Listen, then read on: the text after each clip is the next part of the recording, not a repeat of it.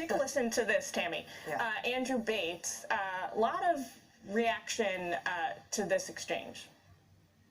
Former President Trump has made some pretty wild posts recently on social media. One of them was that the cocaine found in the White House had belonged to either the president or his son. Are you willing to say that that's not the case, that they don't belong to them?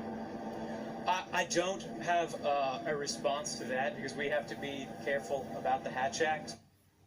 So some experts, Tammy, fired back. Attorney Bradley Moss says he's, quote, candidly at a loss as to why Mr. Bates believes the Hatch Act is relevant with respect to addressing that question. Former Bush administration ethics chief Richard Painter says, quote, this is the most ridiculous invocation of the Hatch Act I've ever heard. What do you think?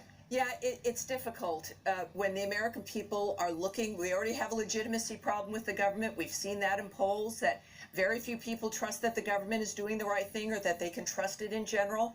That's the kind of answer that moves into the strange word salad framework that seems now to be affecting more than just the vice president. The American people want answers. We know how it would be, how we would be dealt with in a similar situation. It's a ridiculous answer. He can't really answer that. We don't know who it would be associated with, but that's why we have to get an answer, because otherwise the American people will be drawing conclusions. Yeah. And that's the last thing that we should be doing. And the Secret Service, according to our own Kayleigh McEnany, and you would know as well, make regular checks, which means they at least have a window of when this would have occurred based on their last check and then to the check where they found it. So this can be solved, even though some people are saying, oh, we'll never know, like the Supreme Court leaker. We must know as long as we care about the legitimacy of the government. We will definitely know. Concrete information coming out of 1600 Pennsylvania Avenue. Listen to this. It was found, by my observation, in a much more secure place, limited access place than that West Wing reception area. It's still a a frequently trafficked place, but it's down near the Situation Room. Normal people, average people just can't get in there, even with the entry from the Northwest Gate. It is a high traffic area, and by that I mean you do have people who work here in all kinds of jobs. The fact that it's close to the Situation Room is certainly notable. All right, let's bring in Tammy Bruce, Fox News contributor. Tammy, I worked there for 4 years at the NSC, right? I was in the Situation Room every working day of my life for those 4 years. I know this area like the back of my hand. You walk through two sets of double doors off of West Executive Avenue. On your right-hand side is a box where you put your phones.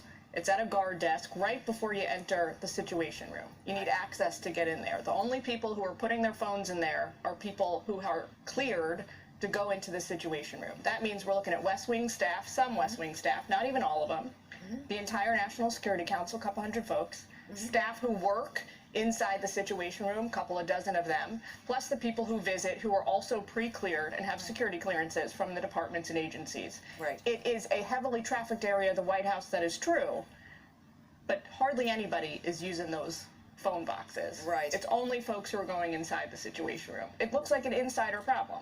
Right, and as some guests would go through there as well, as I did at one point. So but you are either invited or approved by the executive office. So it's interesting how legacy media is moving along this highly trafficked idea put forth by Ms. Jean-Pierre. And the fact is, though, that these are people who have influence on the president, have influence on national security, are relied upon to make decisions that are life and death decisions often. And for those who've done cocaine, understand that while it certainly, yes, is less deadly, I suppose, than anthrax, which might look the same, the fact is that it creates paranoia, it creates suspicion, it certainly creates aggression. It's extremely, every drug is dangerous.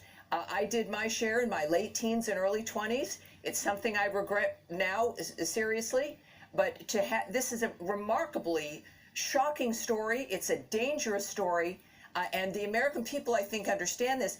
It could be anyone, but I would add that the Hunter Biden issue makes it even more difficult for the White House to properly address this publicly, because they maybe don't know. That is now an element beyond the scandal of it for the family. It now has entered into the nature of how the White House is able to respond to the American people, to what some might argue is a national security threat, depending on who was using it, and also how much cocaine was involved